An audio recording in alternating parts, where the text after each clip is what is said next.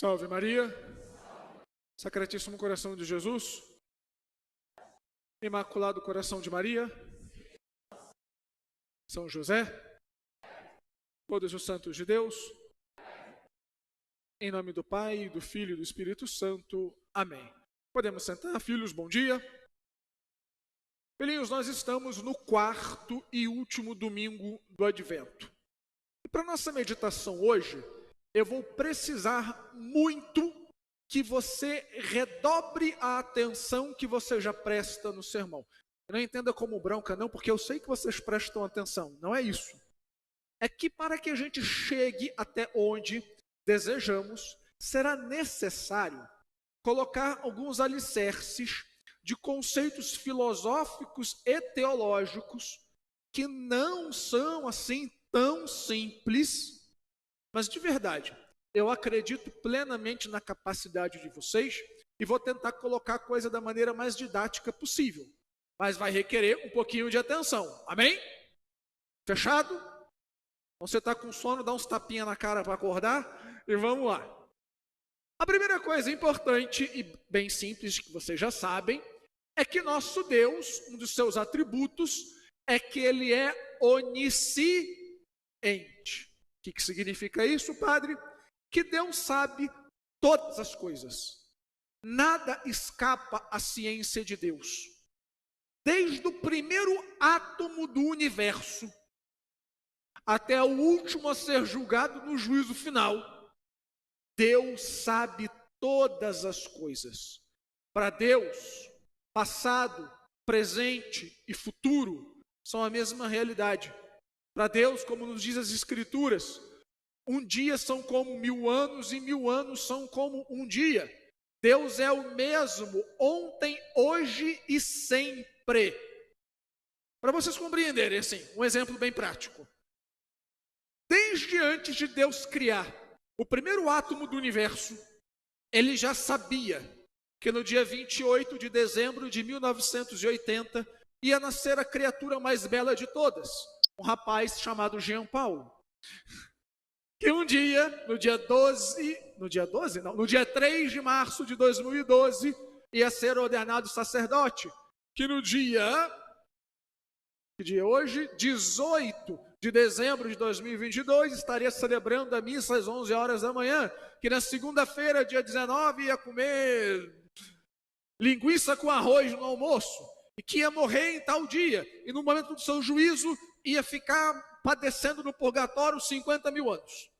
Deus já sabe tudo, passado, presente e futuro. Para que as coisas fiquem ainda mais claras, porque eu entendo que essa questão do tempo não é muito fácil da gente entender como é que Deus sabe o futuro, como é que Deus sabe o que está passando na cabeça de todo mundo aqui agora. Vamos avançar um pouco mais na filosofia. O que é o tempo? Uma vez fizeram essa pergunta para Santo Agostinho, e a resposta dele foi a seguinte: o tempo é uma coisa que eu sei quando não me perguntam, mas quando me perguntam eu não sei o que é. É difícil definir o tempo. Mas Aristóteles, muitos séculos antes de Santo Agostinho, na sua metafísica, deu uma definição interessante sobre o tempo. E aqui já está nossa primeira dificuldade. Parece difícil, mas não é. Eu vou explicar. Aristóteles definiu o tempo como a medida do número do movimento segundo antes e o depois. Uau, padre, não entendi nada. Eu explico. A medida do número é a convenção humana para a medição das coisas. 1 segundo, 1 minuto, 1 hora, 1 dia, 1 semana, 1 mês, 1 ano, 10 anos, 1 década, 1 século, 1 milênio. É como nós medimos as coisas. E nós medimos o movimento segundo o antes e o depois. Por exemplo, às 6 horas da manhã, onde vocês estavam? Em casa, né? Alguns dormindo, roncando que nem um cachorro. Agora, às 11 e pouquinho, onde vocês estão? Na igreja. A gente só consegue discernir o antes e o depois porque há um movimento. tudo está em movimento. Até as células do seu corpo estão em movimento. Fala, padre, mas eu estou parado. Sim, você está parado em cima de uma terra que está em movimento. Tudo no universo se move. E o mesmo Aristóteles, que definiu o tempo, depois corroborado séculos mais tarde por Santo Tomás de Aquino, criou as 5 vias para provar a existência de Deus racionalmente. E uma das vias, justamente, é o movimento. Aristóteles e Santo Tomás viram que tudo no universo se move. Tudo que está no universo é movido por algo. Ora, se tudo é movido por algo, se tudo se move, deve haver um princípio imóvel que move todas as coisas. Este princípio imóvel que move todas as coisas, nós chamamos Deus. E por que isso é importante, padre? Porque se Deus dá origem ao movimento, o próprio tempo é uma criação de Deus. Deus não está sujeito ao tempo. Deus está fora do tempo. Deus é eterno. O tempo só faz sentido para nós. Deus está fora do tempo. Deus está na eternidade. Agora, filhinhos, ainda que Deus saiba todas as coisas, que Deus saiba exatamente o que você está pensando agora, que Deus sabe exatamente o que você vai fazer quando sair daqui. Isto não significa que Deus queira que todas as coisas que acontecem, aconteçam do jeito que acontecem. Se tudo que acontece fosse vontade de Deus, nós teríamos que admitir, por exemplo, que uma criança abortada por sua mãe é a vontade de Deus. Se tudo que acontece de acordo com a vontade de Deus, nós teríamos que dizer, por exemplo, que uma criança que ficou órfã, porque perdeu os seus pais num acidente de carro por causa de algum maluco que estava bêbado, é a vontade de Deus. E se essas tragédias forem a vontade de Deus, eu não adoro esse Deus. Aliás, ele nem é Deus, porque Deus é bom. Não tem como Deus não ser bom. Não tem como Deus querer o mal. Uma coisa é Deus permitir que as coisas aconteçam. Que as Escrituras diz que nenhuma folha cai de uma árvore sem a ciência de Deus. Mas vocês acham que realmente cada folha que cai de uma árvore é Deus dando um peteleco na folha? Óbvio que não. Então nem tudo que acontece é a vontade de Deus, mas tudo que acontece está na ciência de Deus. Até aqui ficou claro, sim ou não? Certeza? Posso avançar? E por que, padre, isso é importante? Porque se nem tudo que acontece é vontade de Deus, ainda que Deus saiba tudo o que acontece, significa que eu é quem sou o responsável pelas minhas ações, pelas minhas escolhas, e não Deus. Vamos colocar isso ainda de uma maneira mais racional, mais forte para a gente entender. Deus nos criou a sua imagem e semelhança, sim ou não? O que significa isso? Bom, a verdade é que significa muitas coisas. Mas a mais importante delas é que Deus, ao nos fazer a sua imagem e semelhança, Deus nos fez dotado de inteligência, de razão. Deus é a razão, Deus é o Logos, Deus é o Verbo, Deus é a inteligência que gera e cria todas as coisas.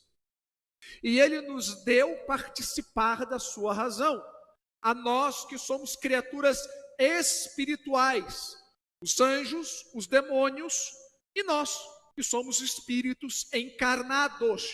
Participamos da razão de Deus. Isso significa que nós podemos conhecer a realidade. E ao conhecer a realidade, nós podemos conhecer a verdade. Podemos discernir o bem do mal. Nós, humanos, somos as únicas criaturas racionais e inteligentes. Bom, alguns mais do que outros, né? Mas somos as únicas criaturas racionais neste mundo. Aí você vai dizer assim: padre, o meu gatinho é inteligente. O meu gatinho também sabe o que é certo e o que é errado.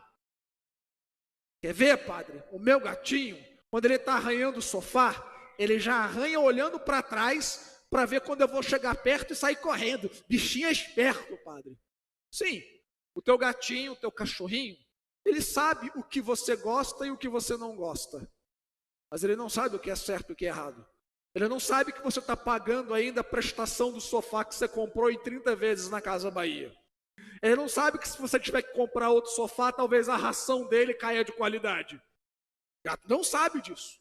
Apenas entendemos o bem e o mal, o verdadeiro do falso, nós, os seres humanos. E justamente porque nós conhecemos a verdade, porque nós entendemos o que é bem e o mal, nós podemos escolher o bem em detrimento do mal, o bom em detrimento do menos bom, o menos bom em detrimento do que é ruim, a verdade da mentira. Nós podemos escolher.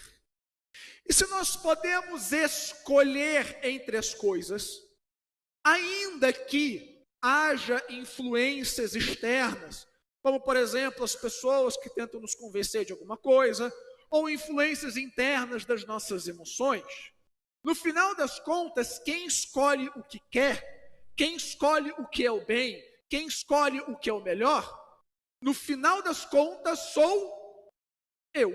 Sim ou não? Isto significa, portanto, que eu sou livre. Deus me criou com a capacidade de escolher e, portanto, Ele me criou livre para escolher. E se Deus me deu a capacidade de conhecer as coisas, de conhecer a verdade, de escolher entre as coisas e escolher livremente, isto significa, em última análise, que Deus me criou com a capacidade de amar, que é um outro elemento que nos torna semelhantes a Deus, porque Deus é amor. Padre, mas o que tem a ver a capacidade de escolher, de conhecer a verdade e de ser livre com amar? Tem tudo a ver, porque o amor justamente é uma escolha. O amor é uma decisão da nossa inteligência. Não confundam amor com paixão. Paixão é gostoso, mas é outra coisa. Amor é a capacidade de escolher uma coisa em detrimento de outra. Por exemplo, o marido que ama a sua esposa, significa que ele escolheu aquela mulher e renunciou a todas as outras mulheres que ele teve no passado, que ele poderia ter agora, ou que ele poderia ter no futuro. Ele escolheu aquela mulher. E porque ele escolheu aquela mulher, porque ele ama aquela mulher, a felicidade dela é mais importante do que a felicidade da vizinha. Não é que a felicidade da vizinha não seja importante para ele, ele quer que a vizinha seja feliz, mas a mais importante é a felicidade da sua esposa. Significa que a felicidade da esposa dele é ainda mais importante do que a própria mãe. Ele ama a mãe, ele quer o bem da mãe, quer que a mãe seja feliz. Mas é mais importante atender a esposa do que atender a mãe. Entendem? O amor faz com que a gente coloque uma escala hierárquica do que é mais importante, do que é menos importante e do que nem sequer é importante. Ora, e se eu posso conhecer, se eu posso escolher livremente, se eu posso amar, isso significa que eu sou responsável por quem eu amo. Significa que eu sou responsável pelas minhas escolhas. E esta cadeia de ideias, capacidade de escolher, conhecer o bem e o mal, escolher livremente, amar e ser responsável, se vê de uma maneira muito plástica no evangelho de hoje. Em Maria, e quem aparece mais, até no evangelho de hoje, José. Vejam o que aconteceu com Maria pouco antes do evangelho que nós escutamos. Maria recebeu a visita do anjo Gabriel. O anjo disse que ela conceberia pelo poder do Espírito Santo. Qual é a pergunta que Maria faz? Como é que isso vai acontecer?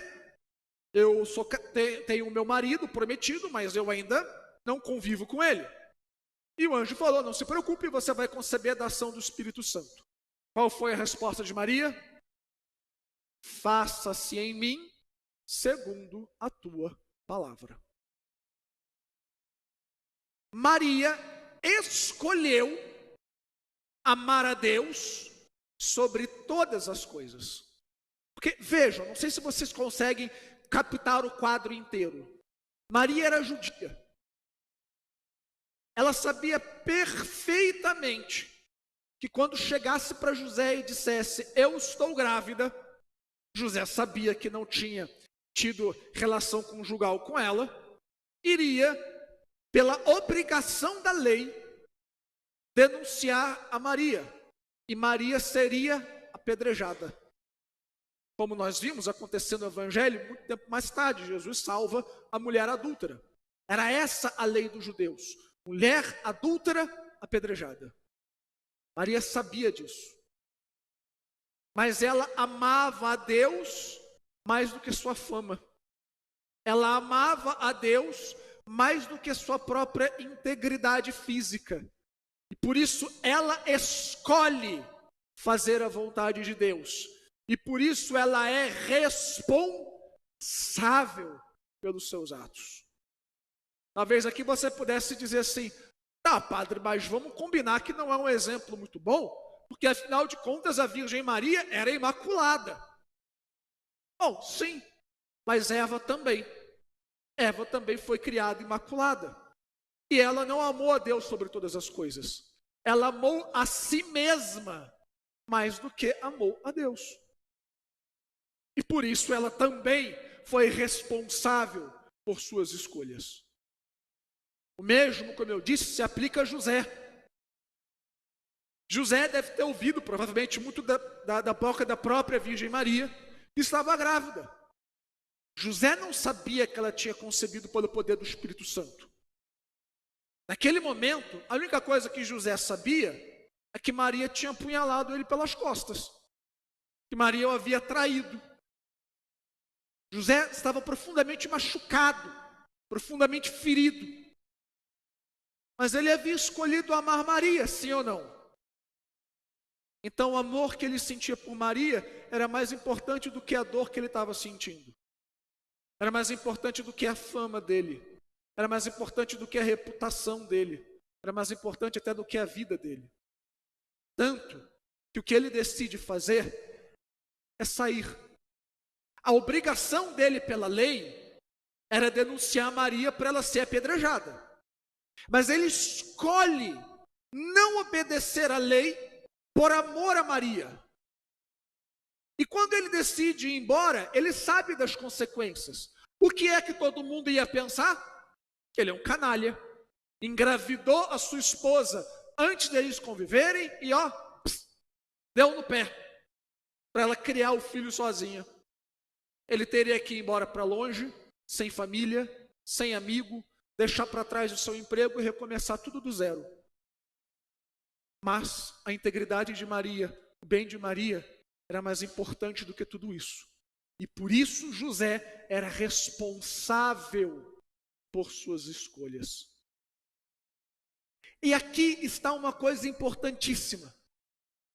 Nós vimos no começo do sermão que Deus sabe de todas as coisas, sim ou não? A gente vê, por exemplo, na primeira leitura, séculos antes da encarnação, Deus dizer pela boca de Isaías que uma via conceberia e daria à luz um filho. Ou seja, desde toda a eternidade, Deus sabia que Maria diria sim ao seu projeto. Mas Maria era livre, portanto responsável. Maria sabia que o anjo ia aparecer para José e tudo ia dar certo no final. José, quando decide salvar a vida de Maria, ele sabia que o anjo ia aparecer para ele e explicar tudo. mas ambos atuaram por amor. Ambos fizeram aquilo que era certo. Ambos viveram na verdade. E justamente por isso foram amparados por Deus. E aqui, meus filhos, é que está o grande ponto onde eu queria chegar hoje. Nós podemos conhecer a verdade. Todo mundo aqui já tem alguma caminhada de igreja. Já sabe o que é certo e o que é errado. O que é bom e o que é mal. Mas acontece que muitas vezes nós freamos o bem, nós freamos o amor, não mergulhamos no amor, por causa daquilo que a gente acha que vai acontecer. Muitas vezes a gente não perdoa, pensando que a pessoa vai fazer de novo. Muitas vezes a gente não faz o que é certo, porque as pessoas podem me julgar, porque vai me dar um prejuízo. E sim, tudo isso pode acontecer. Mas nós vemos que Deus não desampara quem ama. Deus não desampara quem faz o bem. Deus não desampara quem anda na verdade. Eu não estou dizendo que a nossa vida vai ser um mar de rosas, porque não é. A gente vê Maria e José passando por um monte de perrengues. Inclusive sábado que vem nós vamos ver de novo tudo aquilo que José e Maria passaram. Mas eles não ficaram desamparados. E mais do que isso, quando José morre, ele é levado aos céus e se torna o padroeiro de toda a igreja. Maria, quando é assunta aos céus, vê Deus face a face, de uma maneira que nem um anjo mais alto dos céus é capaz de estar. E o mesmo destino está preparado para mim e para você. Se nós não recuarmos diante do amor, se nós não recuarmos diante do bem, se nós perseverarmos na verdade, Deus não nos desamparará. Não tenha medo de amar, não tenha medo de perdoar, não tenha medo de fazer o bem. Deus está contigo, Ele é o Emanuel, Ele é o Deus conosco. E mais do que isso, nós temos um céu nos esperando, com os santos, com São José, com a Virgem Maria, com Deus mesmo. Então, filhos, não tenham medo. Amem, perdoem, estejam na verdade e permaneçam no bem. Em nome do Pai, do Filho e do Espírito Santo. Amém.